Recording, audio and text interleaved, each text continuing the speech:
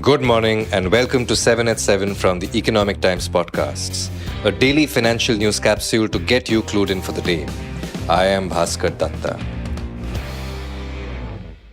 On the international front, India and Japan on Tuesday reached an agreement to boost defense and security collaborations while backing a common strategic vision in the Indo-Pacific region, Reuters reported.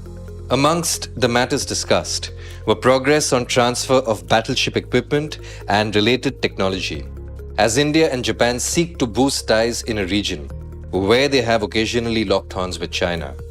The talks were held under the India-Japan 2+2 dialogue in New Delhi, the third such bilateral discussion in 5 years.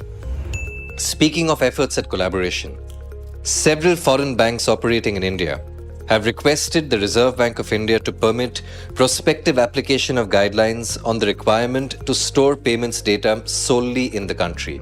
ET reported exclusively. The foreign banks have made a case for the local data storage compliance requirement to start from January 2025, so as to ensure that all lenders can meet the guidelines.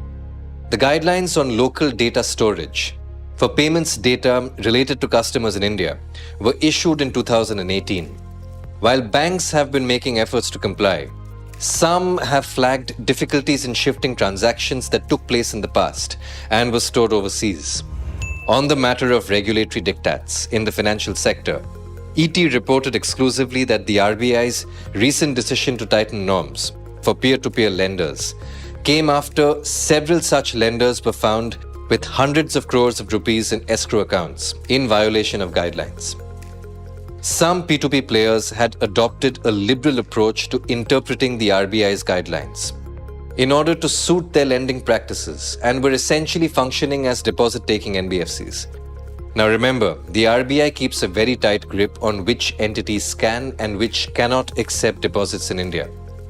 Well, as things went too far, the regulator stepped in last week and issued norms that clearly stated that P2P lenders cannot assume the role of lending institutions. Big things are happening in India's tech universe, as US energy giant Chevron plans to invest $1 billion in setting up a global capability center in Bengaluru, joining the ranks of a slew of multinational corporations which have set up large back-office operations in India. Chevron will make the Bengaluru facility its largest innovation center outside of the US. Akshay Sani, incoming country head Chevron India, told ET in an interview. Talking of India and tech, Apple's contract manufacturer Foxconn has likely started trial production of the iPhone 16 Pro and Pro Max models, set to be released in September at its Chennai facility. Apple has also started pilot runs for the base models with plans for mass production to meet global launch timelines. According to industry executives and customs data reviewed by ET, Foxconn has imported components such as bare printed circuit boards, display assemblies, and camera modules for the Pro and Pro Max models.